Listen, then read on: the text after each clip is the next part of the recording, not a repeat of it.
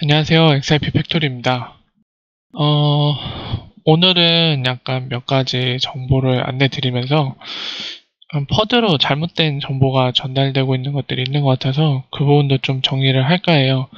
첫 번째는 이제 최근에 AMA 때 이제 브래드 갈링하우스 나와서 리플 CEO죠. 나와서 이제 3분기 때 정말 어마어마한 양의 XRP를 기관 또는 투자자들에게 판매했다.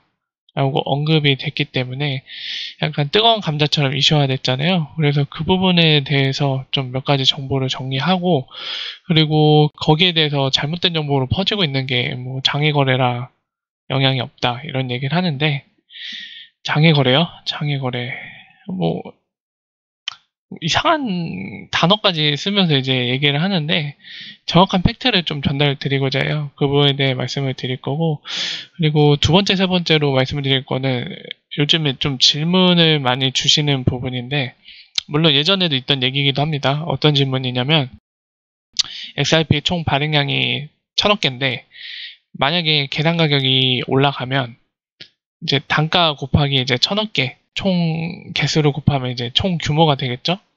XRP의 총 가치 될 텐데, 그게 지금 뭐 애플이나 아마존 주식에 비해 너무 크지 않느냐 이렇게 얘기하면서, 그렇기 때문에 좀 더 이상 오르긴 좀 힘들지 않느냐 이런 얘기를 하시는데, 그 부분에 대해서 좀 제 의견을 좀 말씀드리고자 해요. 왜냐하면 그 부분은 팩트라고 말씀드리기 좀 어려운 부분이죠. 그건 약간 주관적인 견해에 가까운 부분이기 때문에, 뭐 그거를 아까 예시했듯이 주장하시는 분도 주관적인 주장이고 저 역시 거기에 대해서 제 의견을 얘기하는 것 또한 주관적인 의견입니다. 그래서 제 의견을 얘기할 텐데, 의견을 얘기하기 전에 제가 제 의견을 제시하기 전에 근거를 말씀드릴 거예요. 근데 그 근거는 분명한 팩트거든요. 그래서 그걸 토대로 제 의견을 말씀드릴 거고, 듣는 분들도 한번 생각해 보세요.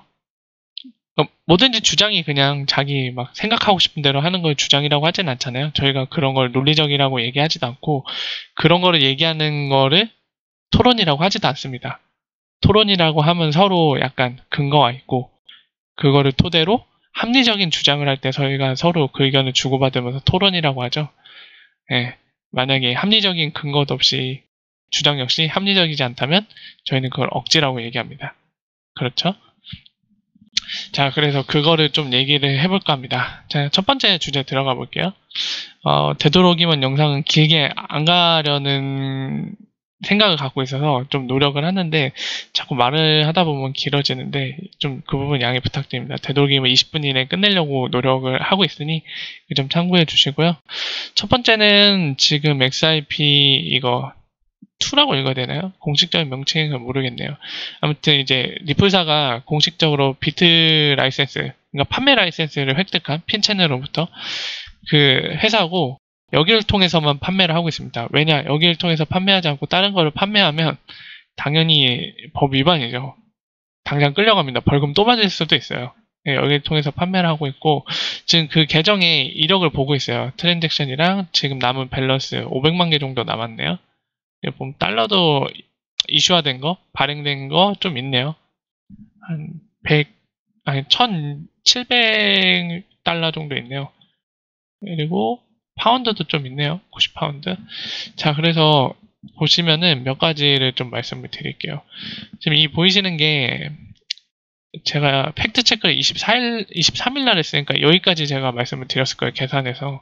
이때가 아마 1억 8천 개로 기억이 되는데, 그 뒤로 24일이랑 27일 날에 1,500만 개씩, 둘이 합치면 한 3,100만 개 정도 되거든요. 그 물량이 또 팔려 나갔습니다. 여기 통해서만 나갈 수 있어요. 근데 이 거래는 여러분 보시면은 볼게요. 이게 장외 거래? 장외 거래라고 할 수도 있겠지만은 더 정확하게 말씀을 드릴게요. 이게 보이시죠? 지금 이거 간 거거든요. 최근에 간 계정 주소 지금 제가 깐 건데, 여기 있죠? XRP2 요거. 여기로부터 1532만 3천 개가 왔죠. 그리고 24일에 또 왔고 1500만 개 정도. 이거 보시면은 그거잖아요, 여러분. XRP 레저상에서 거래잖아요. 더 자세히 볼게요. 트랜잭션을 볼게요, 아예. 요거예요. 장외 거래? 어떻게 보면 장외 거래인데, 뭐, 한간에 떠도는 뭐 이상한, 뭐라고 해야 될까요? 뭐 암흑거래처럼 막 표현하기도 하고 뭐 이상한 표현을 쓰는데 그런 표현은 다 틀린 거고요. 어떻게 보면 큰 맥락에서는 장외거래가 맞습니다. 우리가 흔히 말하는 오픈 거래소인 그 암호화폐 거래소들 있잖아요. 누구나 다 참여할 수 있는, 원한다면 그 거래소를 벗어난 곳을 장외거래라고 한다면 장외거래가 맞습니다. 보이시는 것처럼 XRP 레저상에서 이동을 한 거기 때문이죠. 네. 제일 정확한 거는 XRP 레저상에서 페이먼트로 이동한 거예요. 다른 계정으로.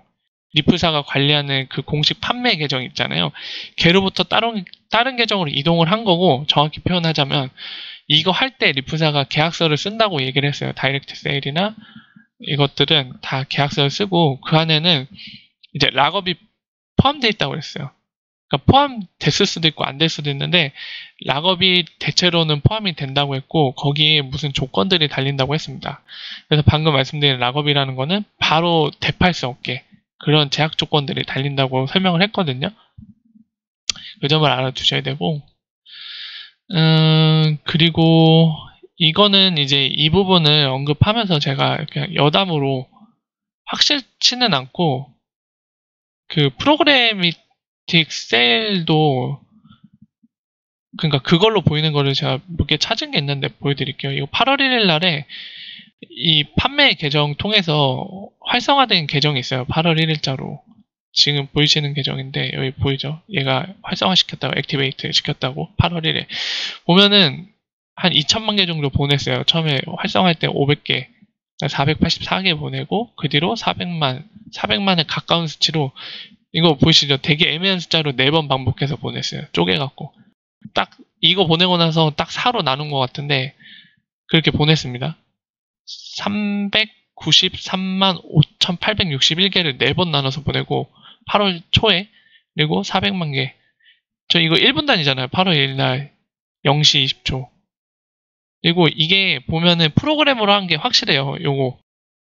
이 클라이언트라는 헤더 값에 이게 RT가 남아있는데 이거 물론 어떤 프로그램이든 이 리플의 그런 노드를 이용해서 이제 트랜잭션을 발생시킬 거잖아요. 페이먼트를 할 건데 하게 되면은 이거는 이제 인위적으로 남길 수 있긴 해요. 그런 가능성 염두에 두셔야 돼요. 다만 근데 그렇게 일부러 막 자기가 사람이 보낸 건데 수작업으로 보낸 건데 굳이 프로그램처럼 보이려고 이런 메시지를 남기지는 거의 않겠죠. 뭔가 누군가를 속이기 위하지 않는 이상 가장해 보이거나 허위로 보이지 않기 위해서는. 그런데 이게 달려있는데 이게 보통 이 시그니처가 언제 들어가냐면은 여기서 만든 거 쓸 때 들어가요. 리프사가 예전에 2014년 15년에 클라이언트 버전 만든 게 있어요. 이 리플 공식 깃허브 거기거든요. 프로그램 소스 올라있는데 밸리데이터나 이런 것들 요거 얘거든요. 얘 통해서 쓰면은 저 시그니처가 달려요. 페이먼트가 어디 갔어? 네. 아이고 잘못 눌렀네요. 달립니다. 그래서 아마 얘를 통해서 보낸 걸로 추정이 되어지고요. 그리고 되게 딱 이것만 봐도 프로그램 이용해서 한 것 같죠. 4로 나눠갖고 1초 단위로 슉슉슉 보냈죠. 여기로 따라가 볼게요. 왜 제가 프로그래미틱 세일 같냐고 생각하는지 보여드릴게요. 이렇게 온 거를 또 재밌게도 보면은 또 보내요. 다시 보이시죠? 이거 들어온 거를 다시 막 이렇게 쪼개서 보내요. 또 다시 8월 2일날 보이죠? 2번 나눠 들어오고 한 번 더 보냅니다. 다른 계정으로 나눠서. 근데 보이시죠? 또 다른 계정은 이걸 또 나눕니다. 최근에 나눴어요. 여기다 분배되어 있는 거를 보이시죠? 13만 1195개씩 쪼개갖고 계속 보내요. 짤짤짤 8월 2일부터 시작해갖고 보세요. 짤짤짤 계속 들어온 거 기계처럼 나누죠. 또 짤짤짤 나눠서 보내는데 같은 계정으로 보냅니다. 얘인데 얘가 또 결국에 거래소로 나눠서 보내요. 이런 식으로. 이거 보이시죠? 2194개씩 막 계속. 이게 지금 계정 주소로만 표현되고 얘는 바이낸스로 표현되어 있잖아요. 바이낸스.com BTC.com 돼 있잖아요. 이거는 빗썸 이거 툴 만든 데서 이 공식 거래소 계정이랑 확인돼서 이렇게 파싱을 해주는 거고요. 표현을 해주는 거예요. 원래 여기 보시죠. 계정 주소 나와 있는 거. 근데 여기 표현을 이렇게 해놓죠. 공식 확인된 거 이렇게 표현을 해주는 거고, 계정 주소 나오는 건 이제 확인되지 않아서 계정 주소로만 표현하는 건데, 뒤에 보시죠. to user 태그 달렸기 때문에 이게 값이 포함되는 거거든요. 이런 경우에는 거래소의 가능성이 커요. 이 계정 안에 있는 그 거래소 유저 태그 단 거잖아요. 이거 데스티네이션 태그. 그래서 이것도 지금 거래소로 간 거고요. 이 어느 거래소인지 모르겠어요. 저도 뒤져봐야 되는데. 그리고 OKEX도 보이네요. 이렇게 나눠서 막 쪼개서 보냈죠. 그래서 프로그래미틱 세일은 그 슬랙맨이 얘기했지만은 프로그램에 의해서 제3자, 서드파티, 바로 거래소들 통해서 판매된다고 했거든요. 요거는 이 트랜잭션을 봤을 때 오피셜은 아니지만 이제 여러 정황, 제가 지금까지 설명한 것들로 미뤄봐서는 이게 프로그래미틱 세일인 것 같아요. 이렇게 나간 것 같고, 중요한 거는 보셨지만은 이게 XRP 그 공식 판매 계정 있잖아요. 걔를 통해서 다 나가요. 그리고 그 거래는 XRP 레저상에서 이루어지는 거지, 정확히 말하면요. 레저상에서 이루어지는 거지, 뭐, 장외거래, 뭐, 예, 장외거래라는 표현을 쓸 때, 아까 얘기했듯이 제가 이제 정의를 했듯이, 일반인들이 다 참여하는 암호화폐 거래소, 누구나 참여할 수 있는 암호화폐 거래소 이외의 곳에서 거래하는 거를 장외거래라고 한다라고 하면 맞아요. 맞지만은 그 표현보다 제일 정확한 건 XRP 레저상에서 거래가 이루어진 거죠. 그냥 리플사 계약서 쓰고. 그게 가장 정확합니다. 가격에 영향을 주는 것은 지금 보시는 것처럼 프로그래미틱 세일은 오픈마켓, 저희가 거래하는 마켓으로 결국에 매도가 되기 때문에 이건 가격에 영향을 줄 수 있겠죠. 근데 가격에 영향을 많이 주느냐, 적게 주느냐, 거의 주지 않느냐, 안 준다. 이거를 해석하는 것은 이제 각각의 판단할 문제입니다. 근데 참고로 리프사가 분기 보고서마다 그 얘기를 하죠. 프로그래미틱 세일은 전체 판매, 거래된 볼륨의 0.12%, 125% 정도뿐이다. 그렇기 때문에 그 말이 의미하는 거는 가격에 영향을 주지 않는다. 지금 보는 것처럼 거래소 다 나눠버리잖아요. 막 다 쪼개서 보내잖아요. 여기저기다가. 한순간에 다 파는 것도 아니고 시간을 좀 들이죠. 이건 지금 8월 28일날 들어온 거를 나눴을 거고, 27일날, 그러니까 지금 이 기록만 봐서는 막 하루에 하나씩, 그러니까 하루당 나눠서 여기저기다 분배를 해서 팔아버리네요. 네. 보이시죠? 다 나눠서 비트렉스도 가고 막 그러잖아요, 지금. 네, 그렇습니다. 그래서 그 잘못된 정보 돌아다닌 거에 대해서 지금 말씀드린 정확한 팩트를 기반으로 뭐 해석의 여지가 있는 부분들은 각자의 판단의 몫이기 때문에 자유롭게 생각하시면 될 것 같고요. 다만 팩트조차도 거짓으로 얘기하는 거에 대해서는 휘둘릴 필요가 없을 것 같아요. 정말 저는 의아한 게 왜 굳이 그런 팩트조차도 왜곡해갖고 거짓된 정보를 퍼뜨리는지 이해가 안 되는데, 뭐 주관적인 부분은 당연히 판단할 부분이고, 근데 그게 아니라 그냥 근거도 없이 참 난감할 뿐입니다, 보면서. 정확한 정보를, 팩트를 전달해 드렸으니까 그런 팩트 부분에 있어서 잘못되는 정보에는 흔들리지 마세요. 그리고 두 번째로 넘어가겠습니다. 두 번째는 이거는 이제 말로 설명해야 될 부분인데, 그냥 간단히 글을 적으면서 설명을 해보죠. 자, 많이 얘기 나온 것 중에 하나가 뭐냐면은, 비슷한 맥락의 얘기 많지만 이제 실제로 저한테도 질문 들어왔던 얘기를 그대로 빌릴게요. 뭐 애플이 예를 들면은 애플 총 주식이, 총 주가라고 할게요. 애플 주가라고 해도 되나요? 제가 주식은 안 해서 100조다. 그런데 XRP가 총 1000억 개인데 개당 가격이 얼마 되면 1000조 되나요? 개당 가격 얼마 되지? 1000원? 1000원만 돼도 1000조인가? 그잖아요. 맞나요? 1조, 10조, 100조. 아니네? 만원? 만원 돼야 되나? 만원이면 쌤쌤인데 가능하겠나? 네. 이 질문이 좀 많이 들어오는데, 그래서 이제 적정 가격 얼마 같냐? 이 질문 되게 많이 들어와요, 생각보다.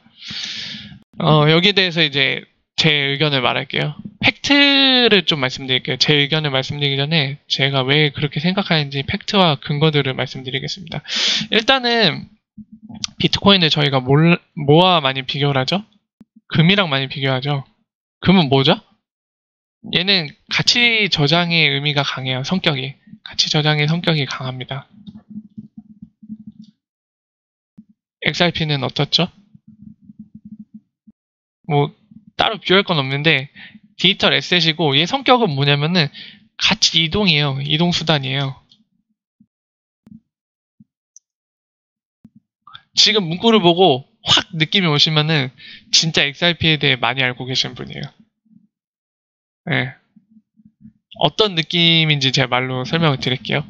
그러니까 비트코인은 가치 저장 수단. 그러니까 이제 저희가 현실 비트코인 생기기 전에 현실 세계에 존재하는 금과 비슷한데 금이 그런 수단이잖아요.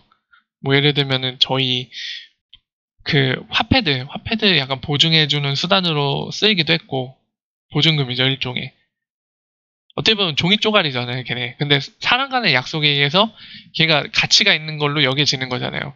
근데 그걸 발행하는 은행들은 걔를 보증해줄 뭔가 있어야 되잖아요. 그래서 금을 보유하거나 그런 것들을 하잖아요, 실제로. 그러니까 그런 의미가 강한데 XRP는 얘기가 다릅니다. 만약에 XRP가 그런 브릿지 통화로 쓰이는 가치 이동 수단이 아니라 디지털 에셋으로서의 가치 이동 수단이 아니라 만약에 비트코인과 동일한 가치 저장의 수단이었으면은 저 위에 말하는 F주가 천조인데 그게 되겠냐. 저는 만약에 가치 저장의 의미가 강하다고 했으면은 그럴 수 있을 것 같아요. 오르는 한계가 있을 것 같아요. 하지만 뭐 제 의견은 이미 다 나온 거나 다름없는데 가치 이동 수단 바로 브릿지 통화기 때문에 더 오를 수 있다고 봅니다. 그 이유는 단순히 얘를 서로 간에 막 가치를 매기고 그런 게 아니라 엑스라피드만 봐도 알잖아요, 여러분. 여기서 XRP는 가치 저장 수단이 아니에요. 단순히 그냥 화폐로서 1대1 교환이 아니라 얘가 역할하는 거는 가치 이동 수단입니다. 뭐 이거를 또 이제 막 뭐라고 표현해야 될까? 이거를 어차피 똑같은 거 아니냐 이렇게 얘기하실 수도 있는데 약간 다르죠. 보면은 중앙에 브릿지 통하고요. 아유, 오타 안 하네.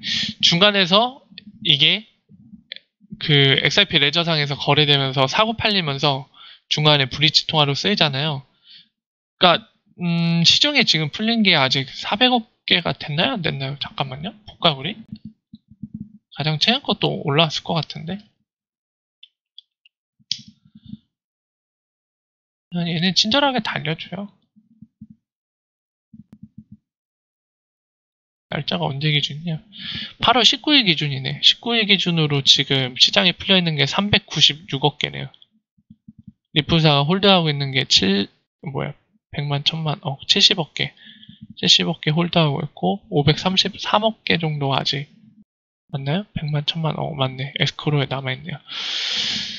8월 19일 기준입니다. 오늘이 28일이니까 약 한 10일 전쯤 기준인데, 이 400여 개도 다 쓰질 못해요, 어차피. 왜냐하면 거래소마다 갖고 있는 게 물량이 한정돼 있기 때문에 그 물량 갖고 이제 사람들이 스프레드를 형성해 놨을 거 아니에요. 이제 매도와 매수. 그 주문인데 오더북으로 스프레드를 형성했을 텐데 그걸 통해서 이제 매도와 이제 매수를 통해서 그거를 이제 전달해 준 역할을 하잖아요. 지금까지 이제 전에 글이라던가 동영상을 통해 많이 설명드렸지만은 그거를 처리할 때 이제 단가가 맞아야지 쓸 수가 있어요. 그러니까 닭이 먼저냐 달걀이 먼저냐에 약간 문제에 가까워지는데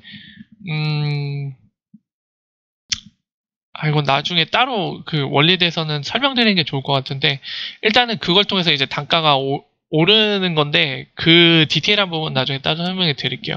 그래서 단가가 오르기 때문에 이 가격은 그것에 의해 형성되고 그것은 오로지 이제 송금을 위해서 쓰인단 말이에요. 그렇기 때문에 이거의 리미트는 저는 없다고 봐요. 금융권에서 만약에 송금 규모를 더 올려서 만약에 더 많이 쓰게 된다. 그럼 그에 맞게 가격이 오르겠죠. 컨에서 로직상은 사고 팔리면서 그거를 채워줘야 되니까 송금 액수의 규모를.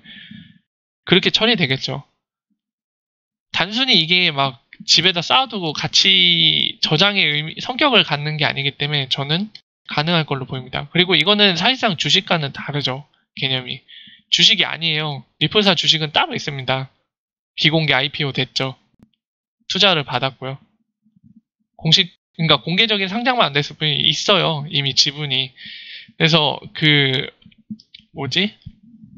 SBI 그룹이 보인드 그 자료에도 매번 표시를 해놔요. 리플사 지분을 about 10%라고 표시해놔요. 약 10% 지분을 본인들이 갖고 있다고.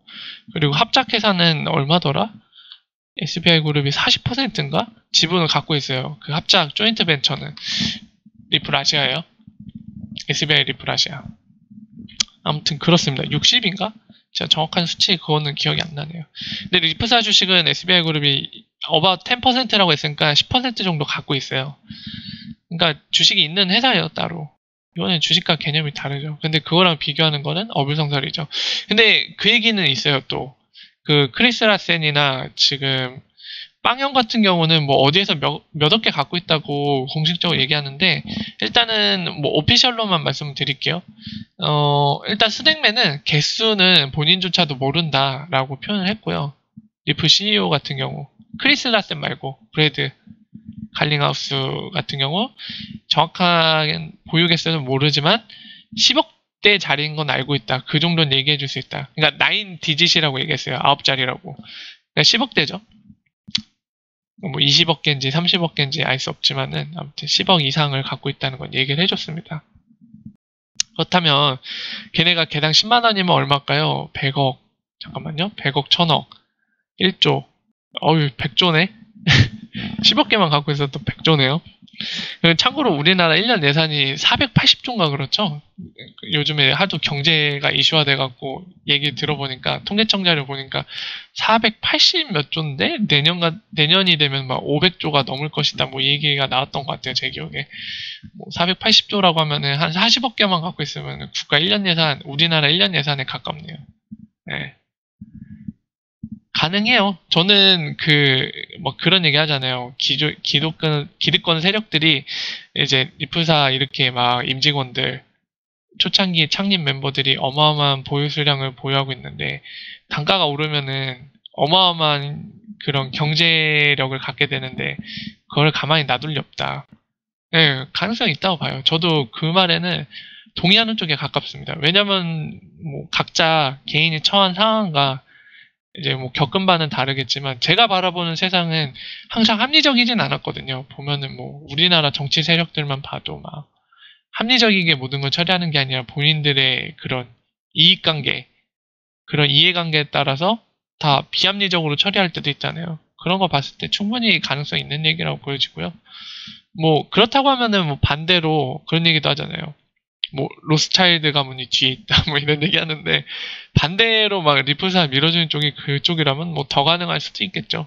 근데 그거는 솔직히 그냥 뭐 이런저런 생각만 해볼 수 있지, 뭐 어떻게 규정 지을 수 있거나 예측을 할 수 있는 분야는 아니잖아요. 그래서 저는 그 분야 잘 모를 뿐더러 방금 얘기 드렸다시피 그런 성격을 띠기 때문에 굳이 언급하진 않겠습니다. 하지만 부정하진 않아요. 충분히 그럴 수 있다고 봅니다.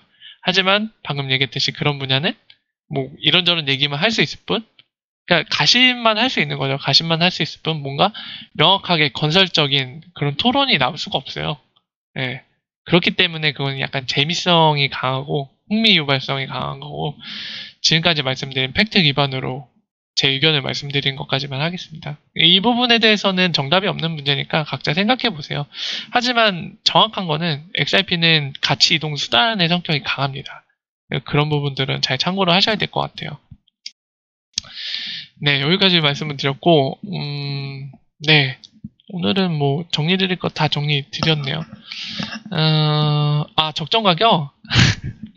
저희 가격 예측은 하지 않아요.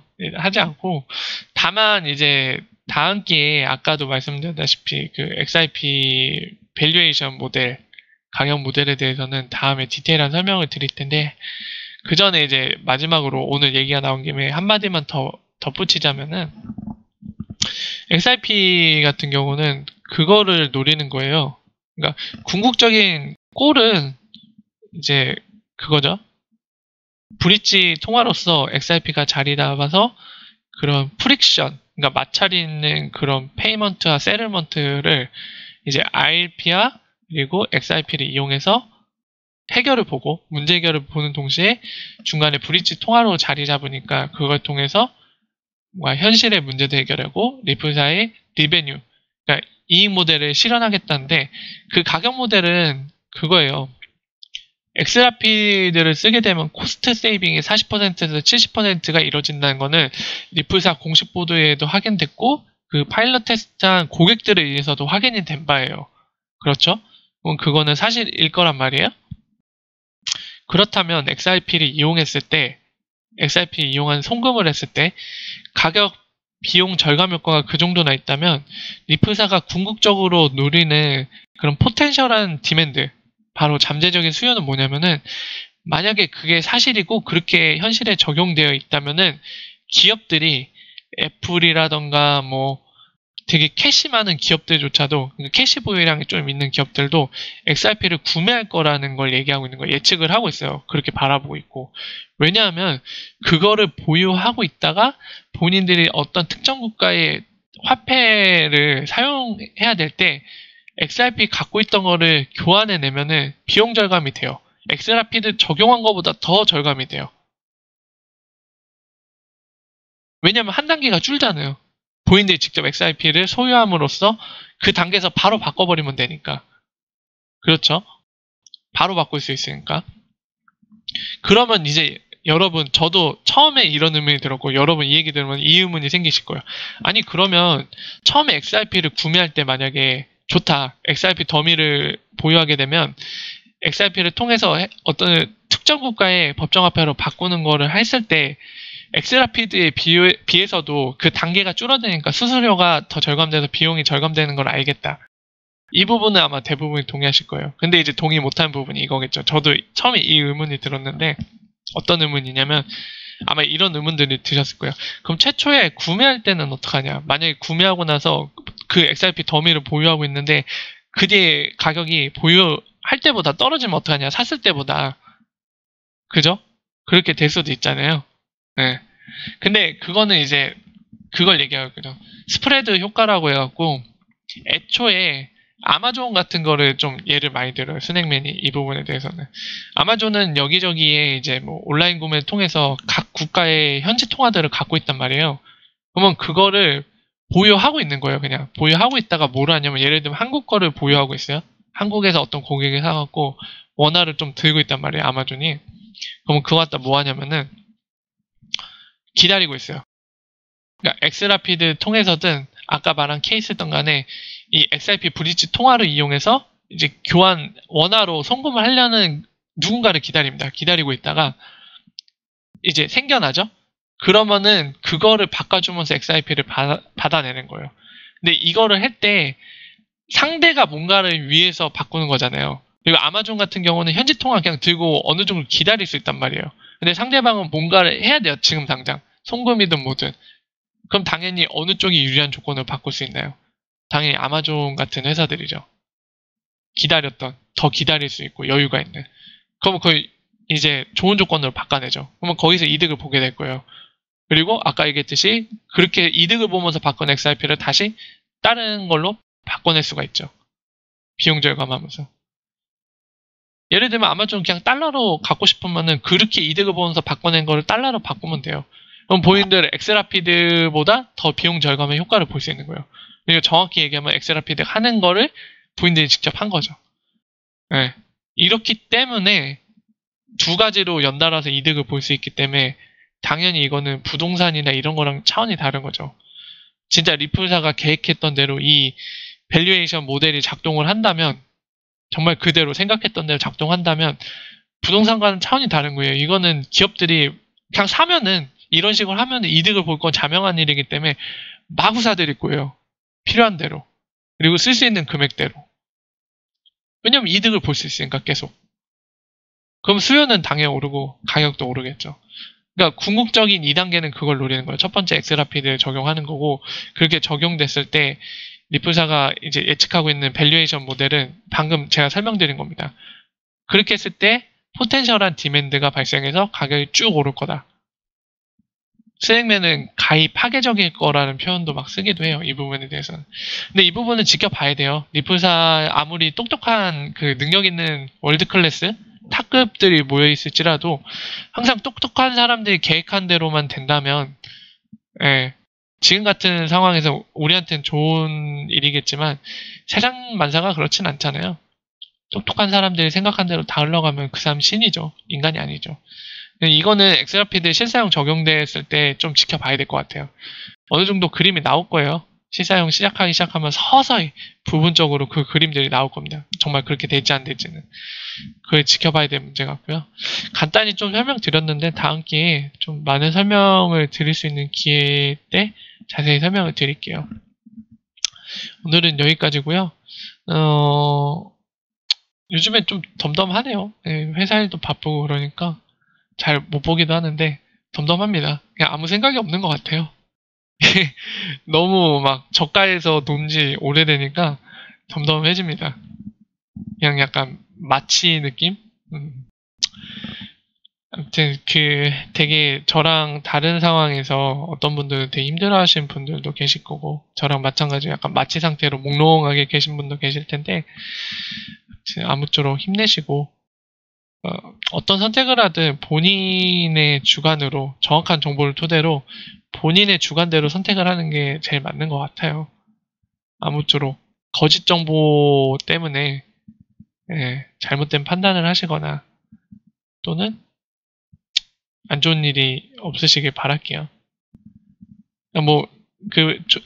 잘못된 판단이라는 게 리프사를 믿지 않거나 이걸 가치 있게 생각을 안 한다면 잘못된 판단이라고 말씀드리는 건 아니에요. 다 개인에 맞는 선택을 하는 것 뿐이죠. 정답이 없는 문제인데 어떻게 될지도 모르는 거예요. 이거는 성공이 보장되어 있는 게 아닙니다. 만약에 지나치게 이제 믿고 계시다면은 좀 약간은 좀 진정시키실 필요가 있는 것 같아요. 그런 분들은. 왜냐면 어디에도 성공이 보장되어 있지 않아요. 심지어 스낵맨도 얘기를 해요. 본인들이 생각하고 지금 진행하는 일은 정말 크레이지한 되게 대단한 일이지만 개런티는 없다고 돼 있어요. 공식적으로 얘기하는 거예요. 개런티. 당연하죠. 사업에 있어서 성공 보장이 어디 있어요. 그런 보장되는 사업이 있으면은 당장 그 회사 주식 사고 싶네. 그 회사 투자해야죠. 성공이 보장되어 있다는데. 그런 회사는 전 세계 어디에도 없잖아요. 좀 냉정해지실 필요가 있습니다. 너무 믿고 있다면. 반대로 이제 거짓된 정보에 휘둘리면서 좀 힘들어하고 계신 분들은 좀 약간 공부를 하실 필요는 있는 것 같아요. 만약에 공부도 안 하고서는 거짓 정보에 뭐 당해갖고 막 남 탓하거나 그러면 그거는 역시나 잘못된 거라고 생각합니다. 본인의 돈이 소중하다면 그만큼 공부를 해야죠. 저도 그러니까 공부를 하는 거고요. 그러고 나서 이제 판단을 하는 거고 어차피 남이 책임져 줄 문제는 아니기 때문에 각자 공부 열심히 하시고 잘 판단하시고 나가면 될 것 같습니다. 오늘도 여전히 목도 아프고 머리도 띵한 상태라 좀 횡설수설한 것도 있고 그런 것 같은데 그런 부분은 좀 좋게 양해해 주시면 좋겠고 만약에 좀 헷갈리는 부분이나 좀 잘못된 내용이 있다거나 또는 궁금한 부분이 있으면 유튜브 통해서 언제든지 댓글 남겨주세요. 언제든지 저는 소통할 생각이 있고 물론 다만 약간 근거도 없이 토론이 아니라 그냥 막 근거도 없이 그냥 본인의 그냥 억지를 써갈기면은 거기에는 댓글 한마디도 안 할 거예요, 저는. 다만 건설적으로 리플에 대한 비판을 하더라도 건설적이다. 저도 이제 배우는 거죠. 제가 몰랐던 부분을 누군가가 되게 비판적인 관점에서 알려주신다. 그럼 저도 좋은 기회죠. 새로운 정보를 알게 되는 거니까. 그리고 그게 아닐지라도 그냥 단순한 주관적인 의견을 주고받는 것이나 아니면은 어떤 부분에 대해 좀 확인하거나 이런 것들에 대해서는 얼마든지 소통할 생각이 있으니까 댓글로 남겨주세요. 여기까지 XRP 팩토리였고요. 몇 분이나 했을까요? 이거 되게 길게 한 것 같은데 또 30분 넘었네. 네, 좀 줄여서 해보려고 했는데 또 30분 넘었네요. 이것 또한 양해 부탁드립니다. 이제 빨리 줄여야겠네요. 여기까지 XRP 팩토리였고요. 다음에 좋은 소식으로. 좋은 소식이 이미 있긴 한데 시간이 없네요. 우리은행이 머니그램이랑 계약 같은 걸 맺은 것 같습니다. 파트너십. 그 소식이 한 3시간 전쯤에 머니그램 통해서 공식 트위터에 올랐는데 그것도 좀 다뤄보고 싶은데 다음 기회에 다뤄보도록 하겠습니다. 오늘 여기까지 XRP 팩토리였습니다. 감사합니다.